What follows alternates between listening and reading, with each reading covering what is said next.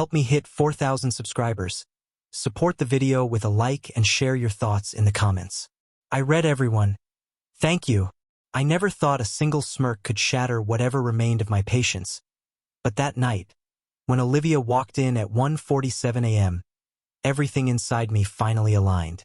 Not with anger, no, with clarity.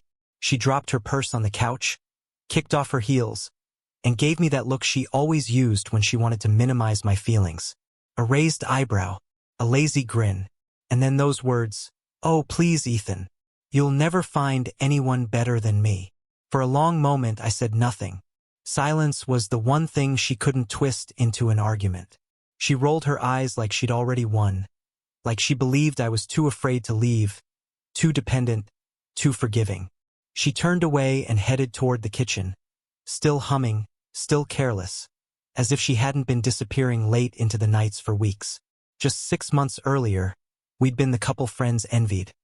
Steady jobs, stable routines, easy laughter. But then she got her promotion, the new friends, the constant after-hours team building. At first, I gave her the benefit of the doubt. Then I gave her patience. Then excuses. Eventually, I realized the only thing I was giving was myself away. That night, something felt different. Maybe it was the way she didn't bother to hide the alcohol on her breath.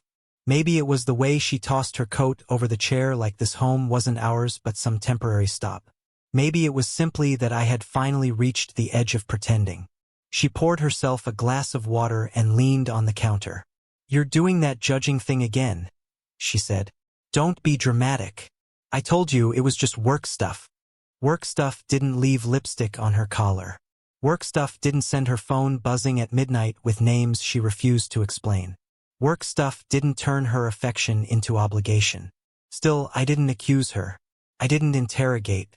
I'd done enough of that in the past, only to be met with gaslighting that made me doubt my own instincts. Instead, I simply nodded. "Okay."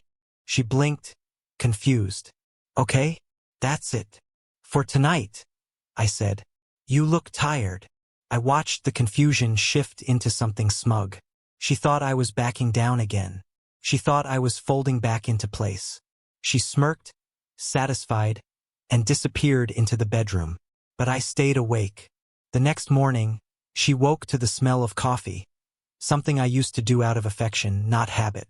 She walked into the kitchen wearing her robe, her hair messy, her phone already in her hand.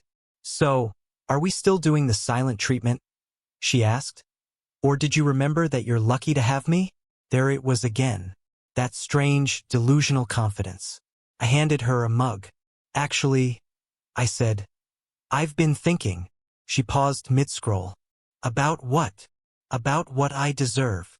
She scoffed. "You're overthinking again." But I wasn't. And that's when I gave her something she never expected. The truth. "I'm leaving, Olivia."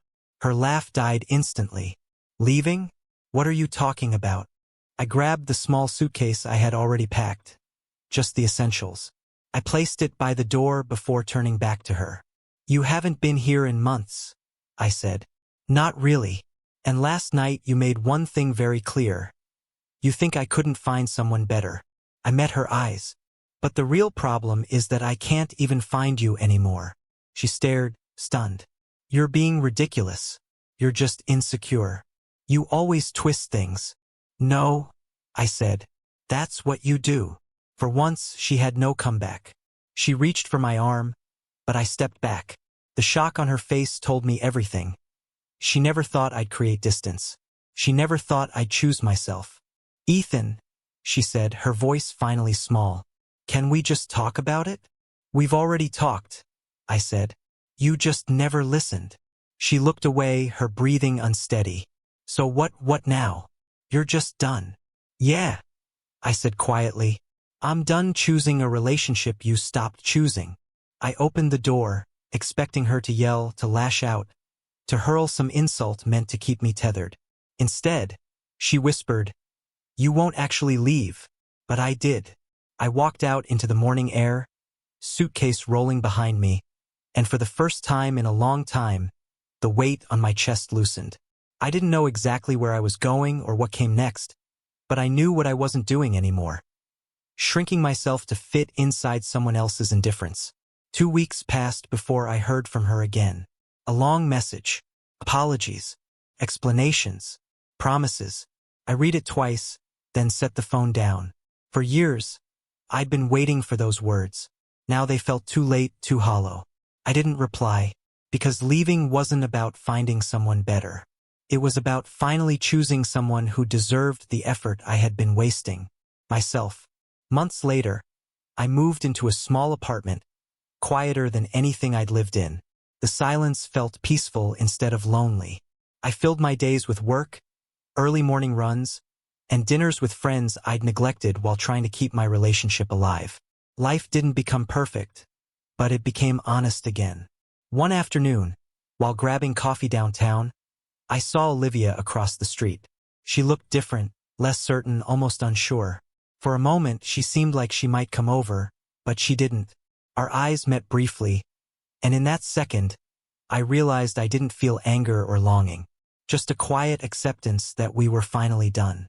As I walked away, the barista called my name, and I smiled because it felt good to hear it without tension attached. Healing didn't appear all at once. It arrived in small, steady moments like this, and that was when I understood. Leaving wasn't about proving anything. It was about reclaiming the parts of myself I had ignored for too long. I finally felt truly free again.